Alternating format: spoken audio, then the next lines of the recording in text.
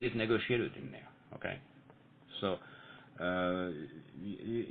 don't think of yourself as an aircraft lessor. You're a holder of money. It's called the maintenance reserve, and that's a kitty, and that's a jackpot. End of the But lease. At the end of the lease, you will keep that money, whatever is not used. Okay, and how much is used and how much is not used is a little bit subject to negotiations as well.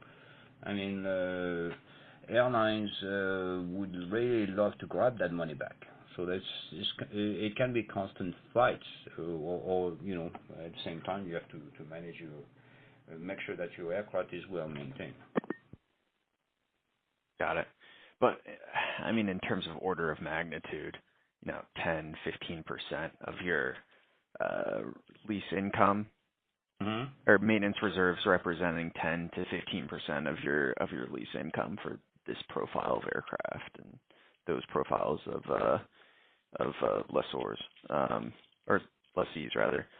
That's about right. How would you read into that? 10 to 15% of your of income for Like, yeah.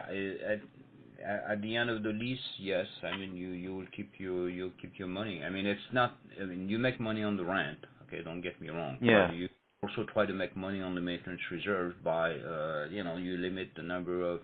You don't want to short yourself into the aircraft is not maintained properly. Okay, no, you want top-notch situation, but be prepared to fight every invoice that is presented to you.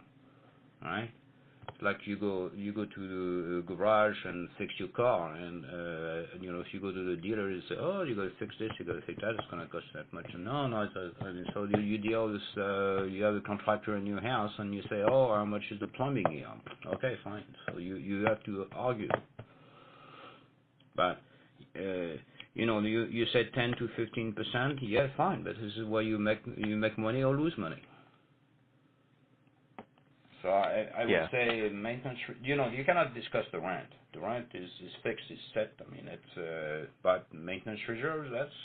This is what you have to manage.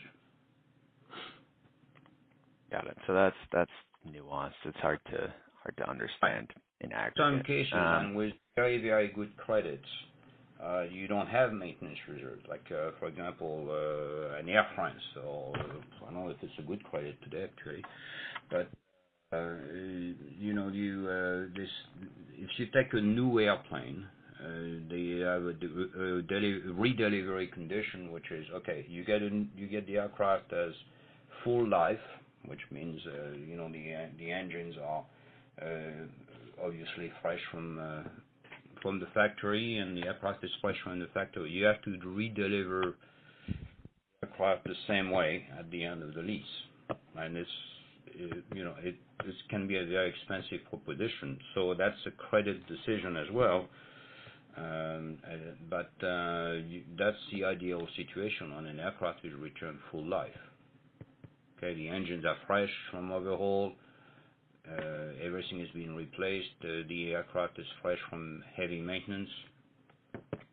An aircraft like this will have no problem finding a home. Well, but if the aircraft is returned if you take like a United kind of thing, I mean there has been some return situations, in the old United, as is where is. Thank you very much. Okay.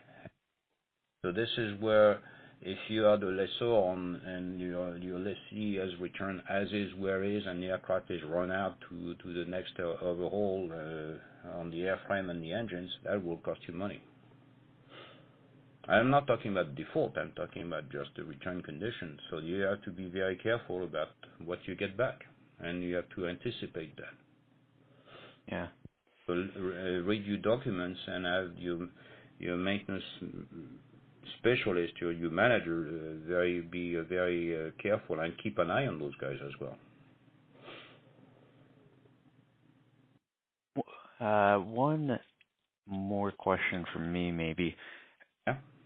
part of the thesis of this platform, and I guess any other leasing platform, is growth. And